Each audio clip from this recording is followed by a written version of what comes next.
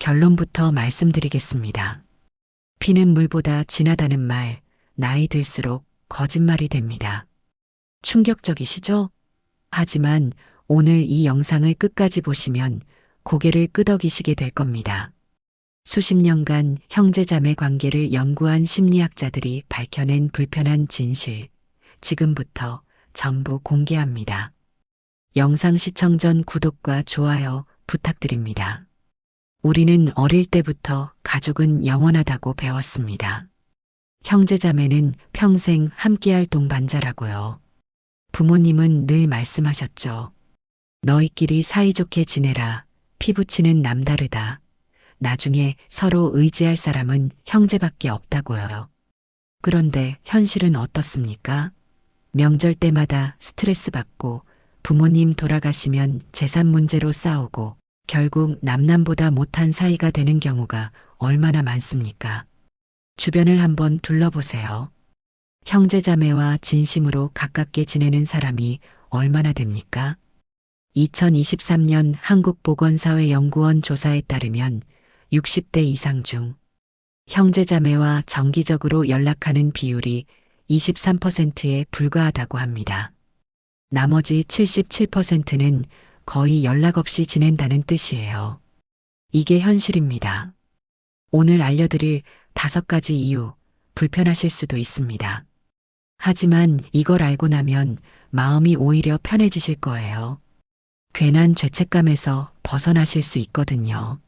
40분 동안 집중해서 들어주세요. 당신의 생각이 완전히 바뀔 겁니다. 첫 번째 이유, 살아온 환경이 완전히 달라집니다. 같은 부모 밑에서 자랐다고 해서 같은 사람이 되는 게 아니거든요. 어릴 때는 한 집에서 밥 먹고 한 방에서 잤습니다. 같은 학교 다니고 같은 동네 친구들과 어울렸죠. 그때는 비슷했습니다. 하지만 성인이 되면 어떻습니까? 각자의 가정을 꾸리고 각자의 환경에서 살아갑니다. 형은 대기업에 다니고 동생은 자영업을 하죠. 누나는 서울 강남에 살고 여동생은 지방 소도시에 삽니다. 언니는 부유한 집안으로 시집갔고 동생은 어렵게 살아가고요. 이렇게 환경이 달라지면 생각도 달라지고 가치관도 달라집니다. 돈에 대한 생각, 자녀 교육관, 정치적 성향, 삶의 우선순위까지 전부 달라지는 거예요. 20년, 30년 다른 환경에서 살다 보면 사실상 다른 사람이 됩니다. 만나도 할 얘기가 없어지는 이유가 바로 이겁니다. 공통분모가 사라지는 거죠. 어릴 때 추억만 공유할 뿐, 현재의 삶은 전혀 다릅니다. 그 추억도 시간이 지나면 희미해지잖아요. 심리학에서는 이걸 환경적 분화라고 부릅니다. 같은 유전자를 공유해도 환경이 다르면 완전히 다른 성격과 가치관을 가지게 된다는 거예요. 쌍둥이 연구에서도 이게 증명됐습니다. 서로 다른 환경에서 자란 일란성 쌍둥이들을 추적 조사했더니 성격과 가치관이 판이하게 달랐다고 해요. 유전자가 100% 같은데도 말입니다. 하물며 일반 형제자매는 어떻겠습니까? 연구에 따르면 형제자매 간의 친밀도는 30대 이후 급격히 떨어진다고 합니다. 각자의 가정과 커리어에 집중하느라 연락할 시간도 없어지거든요. 1년에 명절 2번, 그것도 부모님 댁에서 잠깐 얼굴 보는 게 전부인 사이가 됩니다. 여기서 중요한 게 있어요. 이건 누구의 잘못도 아닙니다. 자연스러운 현상이에요. 서로 다른 삶을 사는 사람들이 가깝게 지내기 어려운 건 당연한 겁니다. 죄책감 가질 필요 없습니다. 두 번째 이유, 부모님이라는 연결고리가 사라집니다. 잠깐 여기서 솔직하게 생각해 보세요. 형제자매를 만나는 이유가 뭡니까? 대부분 부모님 때문이잖아요. 명절에 부모님 댁에 모이고 부모님 생신에 함께 축하하고 부모님이 편찮으시면 병원에서 마주칩니다. 부모님이 형제를 연결해주는 다리 역할을 하시는 거죠. 부모님이 계시니까 어쩔 수 없이 만나는 겁니다. 솔직히 부모님 없으면 굳이 만날 이유가 있습니까? 그런데 부모님이 돌아가시면 어떻게 됩니까? 그 다리가 끊어집니다. 만날 이유가 사라지는 거예요. 제사 때 한번 볼까 말까, 그마저도 점점 흐지부지 되죠. 실제로 통계가 이걸 보여줍니다. 부모 사망 후 형제자매 간 연락 빈도가 평균 70% 이상 감소한다고 해요. 매달 연락하던 사이가 1년에 한두 번 연락하는 사이로 바뀌는 겁니다. 더 슬픈 건 부모님 돌아가실 때 관계가 완전히 파탄나는 경우가 많다는 거예요. 장례 비용 누가 낼 거냐, 상속은 어떻게 할 거냐, 집은 누가 가질 거냐. 이런 문제로 싸우다가 영영등 돌리는 형제가 부지기수입니다. 법원 통계를 보면 가족 간 재산 분쟁 소송의 80% 이상이 형제자매 간 분쟁이라고 합니다. 부모님 돌아가신 후 3년 이내에 집중적으로 발생하고요. 피부치끼리 법정에서 싸우는 거예요. 한 변호사가 이런 말을 했더라고요. 형제 간 재산 분쟁 소송을 하면 100% 관계가 끝난다고. 소송에서 이기든 지든 상관없이 그 과정에서 서로에게 상처를 너무 많이 주기 때문이래요. 여기서 핵심이 뭐냐면요. 부모님이 연결고리 역할을 하셨다는 건 그 연결고리가 없으면 유지되기 어려운 관계였다는 뜻입니다. 본질적으로 가까운 사이가 아니었던 거예요. 진짜 가까운 사이라면 연결고리가 없어도 스스로 연락하고 만나잖아요. 그런데 형제자매는 그렇지 않은 경우가 대부분입니다. 부모님이라는 이유가 사라지면 관계도 사라지는 거죠. 세 번째 이유, 경제적 이해관계가 충돌합니다. 이게 가장 현실적인 이유입니다. 돈 앞에서 형제 없다는 말 들어보셨죠? 불편하지만 사실이에요. 나이가 들수록 돈 문제가 복잡해지고 형제자매 간 이해관계가 충돌하는 경우가 많아집니다. 가장 대표적인 게 상속 문제입니다. 부모님 재산을 어떻게 나눌 것인가? 법적으로는 균등 분배가 원칙이지만 현실은 그렇게 단순하지 않거든요. 장남이니까 더 받아야 한다. 부모님 모신 사람이 더 받아야 한다. 형편 어려운 사람이 더 받아야 한다. 각자 자기 논리가 있습니다.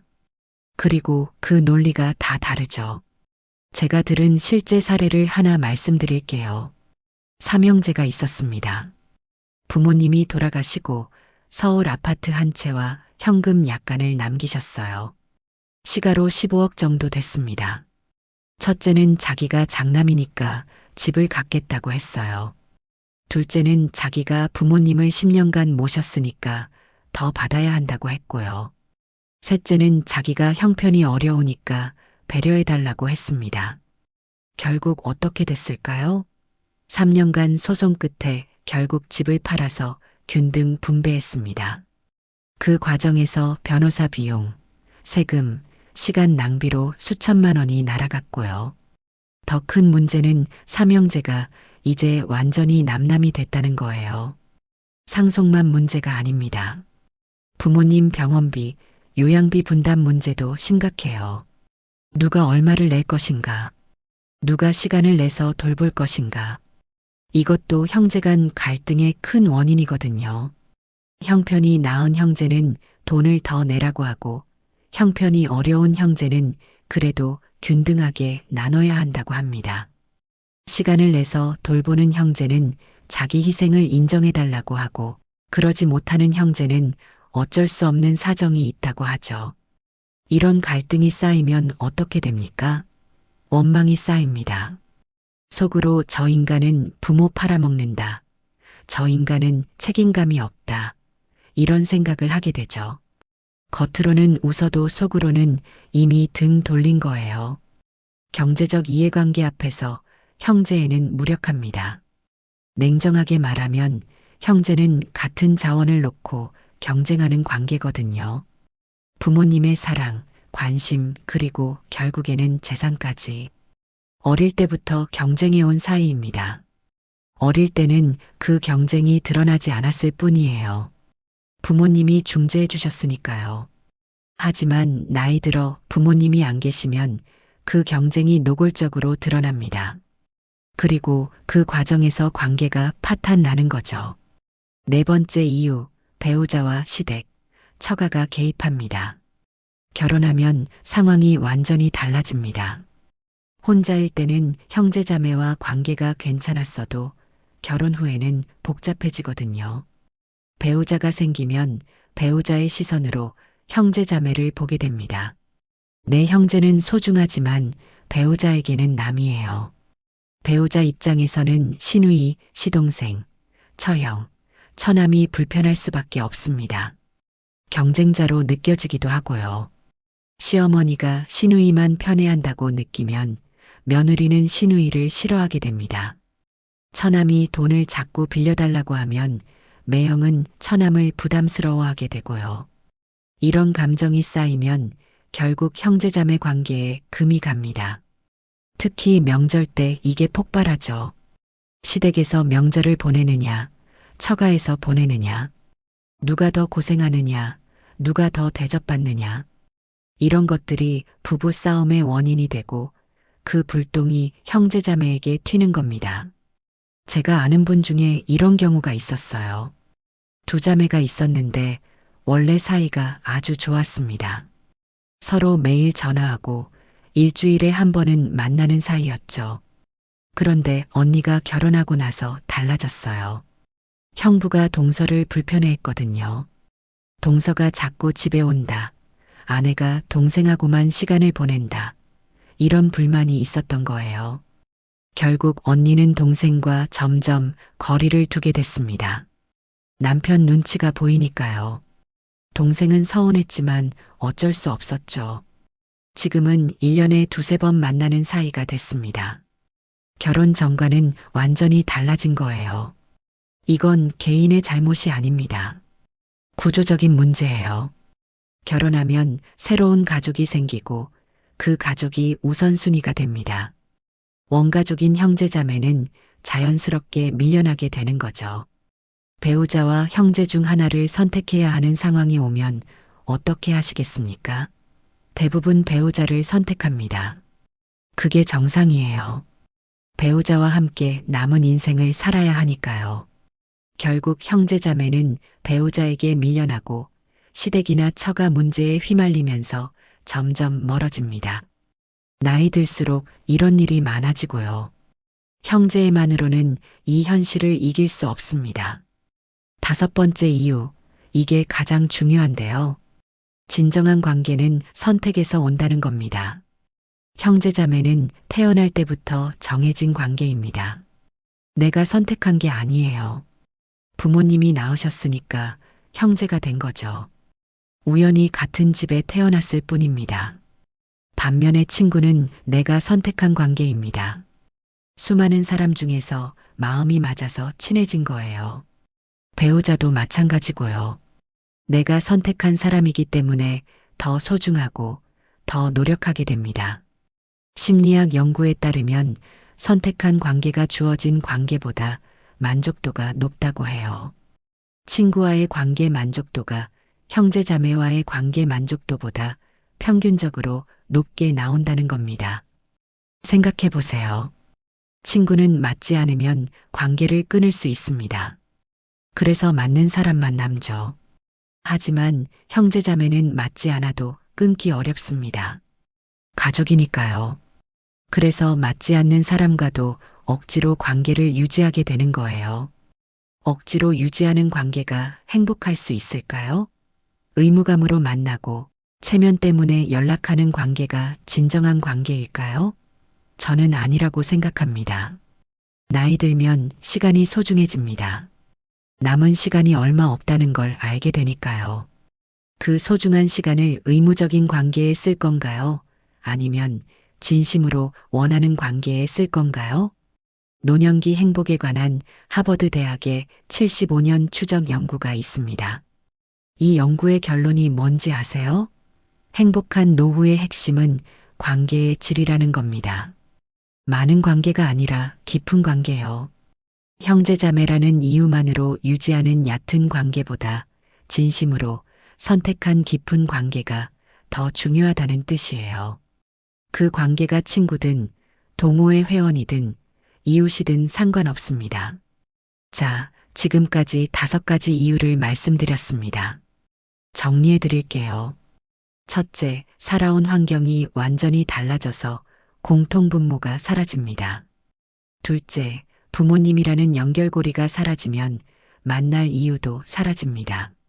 셋째, 상속과 부양 문제로 경제적 이해관계가 충돌합니다. 넷째, 배우자와 시댁, 처가가 개입하면서 관계가 복잡해집니다. 다섯째, 태어날 때 정해진 관계보다 내가 선택한 관계가 더 의미 있습니다. 여기서 오해하시면 안 되는 게 있어요. 제가 형제자매와 절연하라는 말씀을 드리는 게 아닙니다. 그런 뜻이 아니에요. 다만 형제니까 무조건 가까워야 한다는 강박에서 벗어나시라는 겁니다. 형제자매와 가깝지 않아도 괜찮습니다. 그게 정상이에요. 죄책감 가지실 필요 없습니다. 진짜 문제는 형제자매와 멀어졌다는 사실 자체가 아니에요. 그것 때문에 죄책감을 느끼고 스스로를 탓하고 불행해지는 게 문제입니다. 그럴 필요 없다는 걸 말씀드리고 싶은 거예요. 그리고 한 가지 더 중요한 말씀을 드리겠습니다. 형제자매 관계가 안 좋아졌을 때 어떻게 하면 좋을지에 대해서요. 첫째, 기대를 낮추세요. 형제니까 이해해줘야 한다. 형제니까 도와줘야 한다.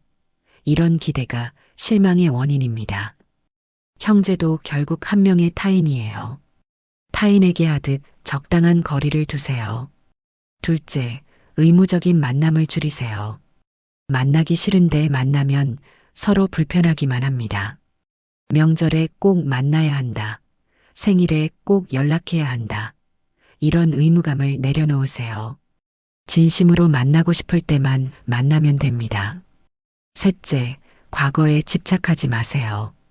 어릴 때는 좋았는데, 옛날에는 그러지 않았는데, 이런 생각이 현재를 힘들게 합니다. 사람은 변합니다. 형제자매도 변해요. 과거의 관계가 현재까지 유지될 거라고 기대하지 마세요. 넷째, 내 가족에 집중하세요. 배우자, 자녀, 손주. 이들이 당신의 현재 가족입니다. 원가족인 형제자매보다 현재 가족에게 에너지를 쏟으세요. 그게 더 생산적이고 더 행복해지는 길입니다. 다섯째, 새로운 관계를 만드세요. 나이 들어서도 새로운 친구를 사귈 수 있습니다. 동호회, 봉사활동, 종교 모임, 뭐든 좋아요. 내가 선택한 사람들과의 관계가 의무적인 형제 관계보다 훨씬 만족스러울 수 있습니다. 물론 형제자매 관계가 좋은 분들도 계십니다. 나이 들어서도 서로 의지하고 진심으로 가까운 형제가 있는 분들이요. 그런 분들은 정말 축복받은 겁니다. 그 관계를 소중히 하세요. 하지만 그렇지 않다고 해서 불행한 게 아닙니다. 형제와 멀어졌다고 당신이 잘못한 게 아니에요. 앞서 말씀드린 것처럼 이건 자연스러운 현상입니다. 대부분의 형제자매가 그렇습니다. 사회가 가족 이데올로기를 너무 강조해 왔어요. 가족은 무조건 좋은 것, 형제는 무조건 가까워야 하는 것. 이런 환상을 심어줬죠. 현실은 그렇지 않은데 말입니다. 이제 그 환상에서 벗어날 때가 됐습니다. 형제니까 무조건 참아야 한다. 형제니까 무조건 양보해야 한다. 이런 생각을 버리세요. 형제도 상처를 주면 거리를 둬도 됩니다. 형제도 나를 힘들게 하면 연락을 끊어도 됩니다. 내 인생은 내가 사는 겁니다. 형제를 위해 사는 게 아니에요. 남은 인생, 나를 행복하게 해주는 사람들과 함께 하세요. 그 사람이 형제든 친구든 이웃이든 상관없습니다. 마지막으로 한 가지만 더 말씀드리겠습니다. 혹시 지금 형제자매와 사이가 안 좋아서 마음이 불편하셨던 분들 계시죠? 이 영상을 보고 조금이라도 마음이 편해지셨으면 좋겠습니다. 당신 잘못이 아닙니다. 그게 정상이에요. 나이 들수록 형제와 멀어지는 건 자연스러운 겁니다. 거기에 죄책감 느끼지 마세요. 그리고 혹시 아직 형제와 관계가 괜찮으신 분들은요. 지금 그 관계를 당연하게 여기지 마세요. 감사하게 생각하시고 더 노력해서 유지하세요. 그게 쉽지 않은 일이거든요. 오늘 영상이 도움이 되셨다면 좋아요와 구독 부탁드립니다. 여러분의 응원이 더 좋은 영상을 만드는 힘이 됩니다. 다음 영상에서는 나이 들어서 새로운 친구를 사귀는 방법에 대해 이야기해 볼게요. 형제가 없어도 친구가 없어도 언제든 새로운 관계를 시작할 수 있습니다. 그 방법을 알려드릴게요. 오늘도 시청해 주셔서 감사합니다. 건강하고 행복한 하루 보내세요.